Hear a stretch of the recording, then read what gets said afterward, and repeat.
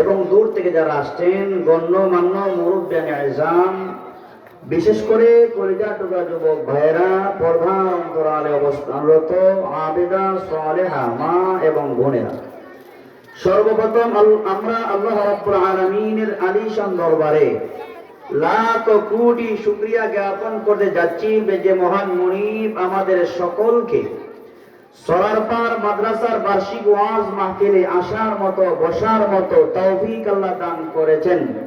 এজন্য সবাই আওয়াজ করে বলেন, আমরা যারা আসতে পেরেছি সুযোগ করে দিয়েছেন কে? কথা বুঝেন নাই? আমরা যারা আসতে পেরেছি আমাদেরকে সাহায্য করেছেন কে? মাসিমপুর মাদ্রাসার নাজিম সাহেব, আপনি উপরে আসেন, ওই যান, আপনি উপরে। আমরা যারা আসতে পেরেছি আমাদেরকে তৌফিক দিয়েছেন কে? আল্লাহ পাক তৌফিক দিয়েছেন। এজন্য সকলে বলিষ্ঠ আওয়াজে শুকরিয়া জ্ঞাপন করি, মহব্বতে বলি আলহামদুলিল্লাহ। আর জোরে মহব্বতে বলি আলহামদুলিল্লাহ। আমার ভাইয়েরা, অনেক বড় ধরনের একটা সুসংবাদ আছে। সুসংবাদ হইল, এই চরারপাড় মাদ্রাসাতে কোরআনের তালিম হয়, হাদিসের তালিম হয়। আজকে আপনাদের সামনে বয়ানের পরে ইনশাআল্লাহুল আজিজ এই মাদ্রাসার 4 জন ছাত্রকে হাফিজে কোরআন হওয়ার কারণে আমরা আমাদের পক্ষ থেকে, মাদ্রাসার পক্ষ থেকে 4 জনকে পাগড়ি প্রদান করা হবে। আলহামদুলিল্লাহ বলবেন না? জোরে আওয়াজ করে বলেন আলহামদুলিল্লাহ। এই যে 4টি বাচ্চার মাথায় পাগড়ি পরিয়ে দেওয়া হবে, এই পাগড়িটা শুধু তাদের সম্মান না, এই পাগড়িটা তাদের মাথায় পরিয়ে দেওয়ার মাধ্যমে এই হাফেজে কোরআনদের মা এবং বাবাদের সম্মান বাড়বে না কমবে? এই হাফেজে কোরআনদের মাথায় পাগড়ি দেওয়ার কারণে মাদ্রাসা পরিচালনা কমিটির সম্মান বাড়বে না কমবে? এই বছর 4 জনকে দেওয়া হয়েছে, আমি বলবো আগামী বছর যেন কমপক্ষে 10 জনকে পাগড়ি দেওয়া হয়। এই সিস্টেমে যদি লেখাপড়া হয় কমপক্ষে 10 জনকে হাফেজে কোরআন বানানো যাবে। এখন যাবে কি যাবে না?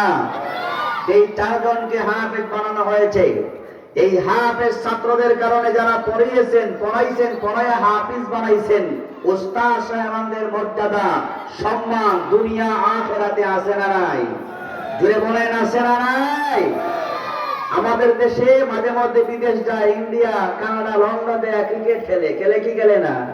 2টার দেশে যখন বিজয়ী হয়ে আসে, আমাদের দেশ থেকে সরকারি ভাবে তাদেরকে লাল গালিচা শুভেচ্ছা দেওয়া হয়, হয় কি হয় না?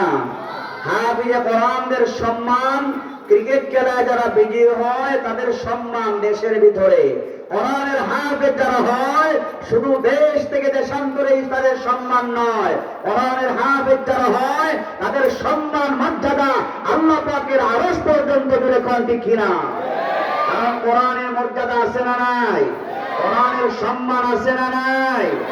এই যে আমার হাতে একটা কাগজ আছে, পুস্টার আছে, এই কাগজটার মধ্যে যে লেখা আছে, এই লেখাটা যদি কারো পায়ে লেগে যায় এত সম্মান আমরা করব না, ঠিক না?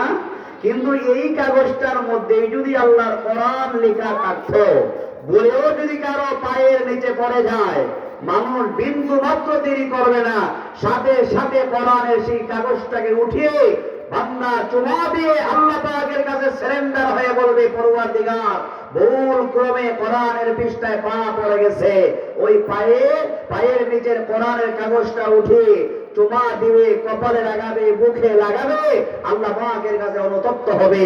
এই সামান্য কাগজে কোরআনের আয়াত লিখে থাকার কারণে কাগজের সম্মান বাড়ে না কমে? আওয়াজ করে বলেন, কাগজের সম্মান বাড়ে না কমে? বাড়ে। আমাদের মাথার উপরে যে কাপড় আছে, এই কাপড় দিয়ে যদি আল্লাহর কোরআনকে পেঁচিয়ে রাখা হয়, সেই কাপড়টাকে আপনারা কি বলেন? জোরে বলেন, গিলাফ বলেন। মাশাআল্লাহ। এই সামান্য কাপড় দিয়ে পেঁচিয়ে রাখার কারণে ওই গিলাফের কাপড়টা যদি কারো পায়ে লেগে যায়, বরং যদি সাথে সাথে চুম্বন করে কি করে না? চুমা দিয়ে সম্মান জানায়। আমরা যে কাঠের উপর রেহার বানাই, ওই রেহার যদি কারো পায়ে লেগে যায়, সাথে সাথে চুমা দিয়া সম্মান জানায়।